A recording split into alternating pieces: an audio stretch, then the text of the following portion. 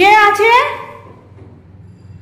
এই ঘরে? কেউ আছে মালিক? যে ভিডিওটা দেখলে ওটা আমিই বানিয়েছি, কারণ প্রবলেমটা হয়েছে বলেই ভিডিওটা বানিয়েছি।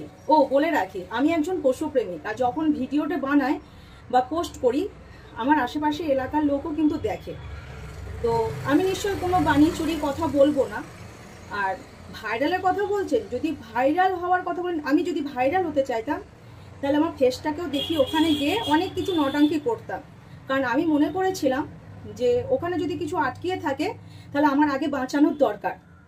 তো ফ্ল্যাটের ব্যাপারটা বলি, ফ্ল্যাটে আমরা 6 জন থাকি। 6 জন থাকি বলা ভুল, 6 জনের ঘর। তো 2 জন থাকে না, আমরা 4 জন থাকি। 4 জনের মধ্যে এক বয়স্ক ভদ্রলোক একা থাকে, আর এক জায়গার হাজব্যান্ড ওয়াইফ, তারাও বয়স্ক। আমার সামনে একটা ফ্যামিলি থাকে। তো ফ্ল্যাটে যা কিছু প্রবলেম হয় আমি কিন্তু সবটাই দেখি, কারণ কেউ গুরুত্ব নেয় না, ফ্ল্যাটের কোনো কিছুই গুরুত্ব নেয় না। আর আমি দেখি এই কারণে, কারণ এখানকার এলাকার যেসব পোষ্যগুলো আছে আমার পাড়ায় আমি দেখাশোনা করি, সেটা নিয়ে আমাদের ফ্ল্যাটের সবারই খুব প্রবলেম। আর যে ঘরে ঘটনাটা ঘটেছে ওনারা কিন্তু থাকেন না, আর যে মেন মালিক সে কিন্তু আসেন না, উনি কিন্তু একজন উকিল, উনার শালা দেখাশোনা করে। মজার ব্যাপারটা কি জানেন, এই ফ্ল্যাটে যা কিছু যখন যা ঘটনা ঘটে, টাকা পয়সার ব্যাপারে যখন হয় আমি কিন্তু ওনাদের টাকাটা দিয়ে দিই, ওনারা পরে দেয়। সে অনেকবার বলার পরে উনি দেয়, কিন্তু উনি আমার সাথে কোনো কথা বলে না। আমার এগেনস্টে যত ধরনের প্ল্যান করা হয় সেটা কিন্তু উনি সবসময়ের জন্য তখন চলে আসে, তখন কিন্তু টাকা দেওয়ার সময় আসে না, কিন্তু আমাকে নিয়ে যদি কোনো পরিকল্পনা বা প্ল্যান থাকে তখন সঙ্গে সঙ্গে চলে আসে। কেন কথাটা বলছি, এই যে বাচ্চাটা মারা গেল, আপনারা একটুখানি ভিডিওগুলো দেখবেন। আমি তো কিছুদিন আগে ভিডিও পোস্ট করেছি, একটা বাচ্চাকে 7 দিন ধরে প্ল্যান করেছে মারার জন্য, আর তার সাথে মেন ছিলেন উনি।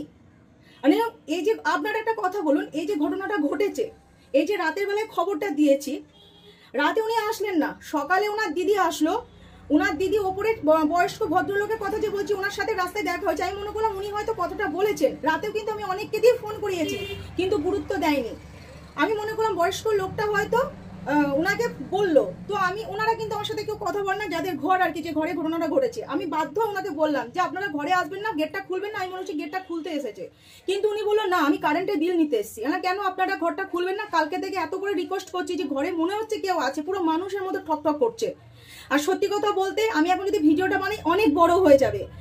এই ফ্ল্যাটে অনেক ঘটনাও আছে। আমি প্রথমে ভূতের ভয় পেয়েছি, আপনারা হয়তো হাসতে পারেন, ভূতের ভয় পেয়েছি এই কারণেই বলছি, কেন ওনাদের ঘরের সামনে আর একটা যে ঘরটা আছে, এক ভদ্রমহিলা এখন হঠাৎ করে পড়ে মারা গেছিল, আর আমরা ভয় পাই, অনেক কিছু ঘটনা ঘটে। আমি কিন্তু শুরুতে ওটাই ভেবেছিলাম, তারপরে মনে হলো যে কোনো কারণে যদি কোনো দুর্ঘটনা ঘটে থাকে, বা এখন তো মানুষকে বিশ্বাস করা যায় না যে ঘরে কি হয়েছে আমরা কি করে জানবো।